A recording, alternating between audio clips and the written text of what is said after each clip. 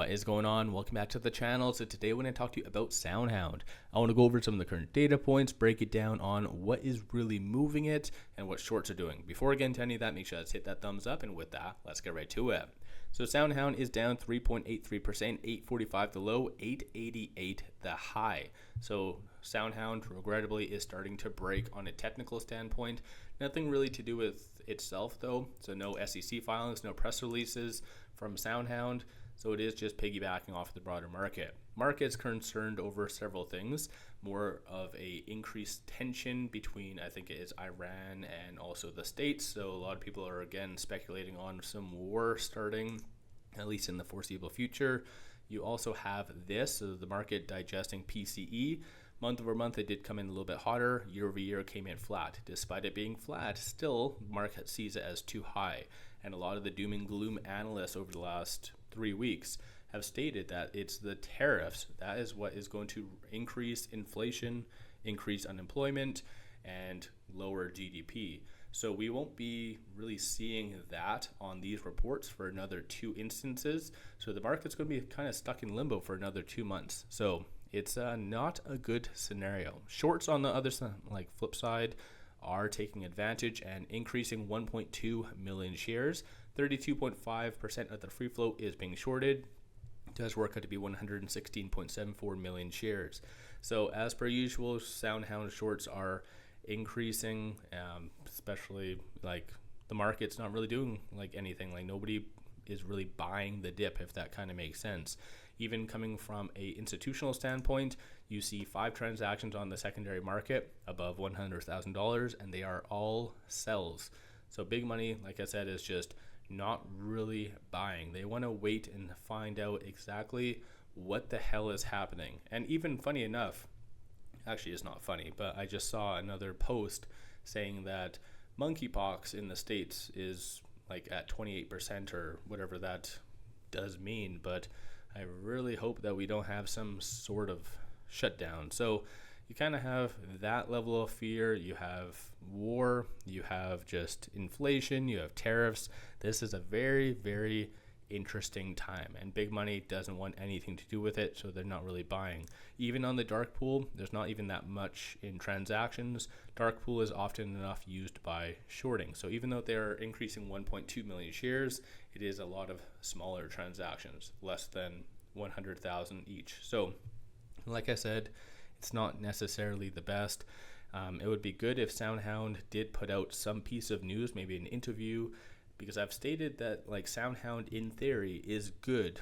Doesn't matter whether we're going in a contraction cycle or expansion. SoundHound's business is to increase efficiency. So in theory, they need to sell it as that.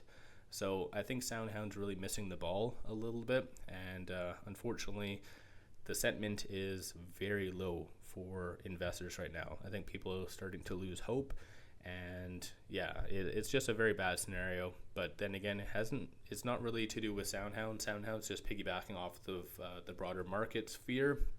So it's kind of a crappy scenario all in all. But right now with that $8.54, it is below this S1. So that was going to be the saving grace, $8.87. It could recover today above that, but based on the data points, I don't think there's anything coming out that could really justify a second half of the day recovery.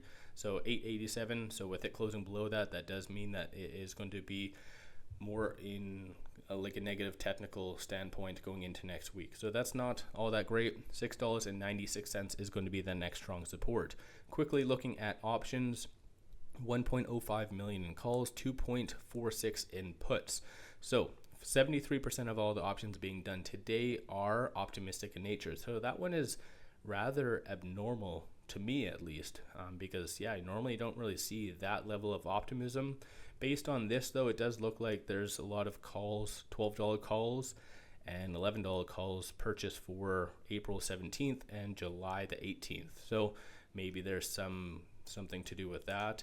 Of the call options that are being purchased, you see a consensus for it to be above 1050 next week. So I think just the optimism is starting to go down and down.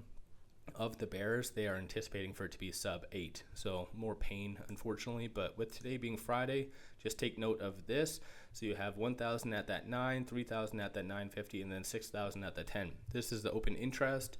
So if it does get close to one of those kind of strike prices, you might see shorts manipulate it down a little bit. So the only one close enough is, like, of any crazy value, is 9.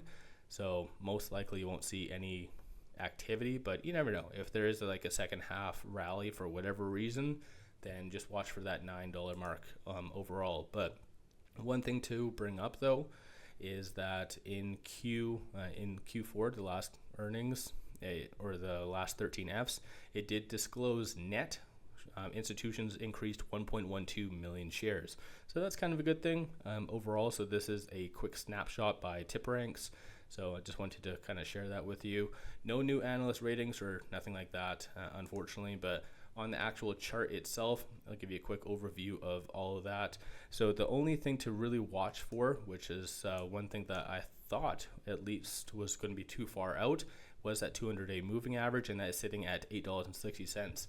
Right now, it is below that. So that does show a very aggressive kind of technical change. So SoundHound really does need to fight and get above that, similar to what happened in kind of mid-March for the most part when it bounced off of that and started to trend higher. But if it does close below that, then anticipate, unfortunately, maybe like that $6 to $5 range in the foreseeable future. So things could get very bad, but yeah, I think SoundHound itself is just piggybacking off the broader market. So if you believe in SoundHound, take advantage, buy the dip, do what you need to do.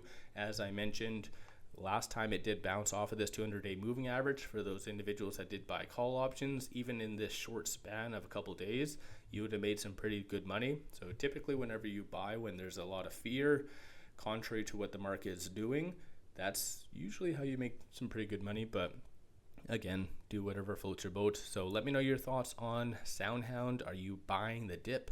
Are you selling? Do you think that is going to get back to the $5 range, or do you think that we're going to be bouncing off of that and trending higher? So what's your kind of 2 cents on all that? Don't forget to hit that thumbs up and subscribe. I always greatly appreciate that. And pop over to my Discord. It is completely free. A lot of good people, a lot of good chat, everything that you need to kind of talk on. So with all that, appreciate all you watching.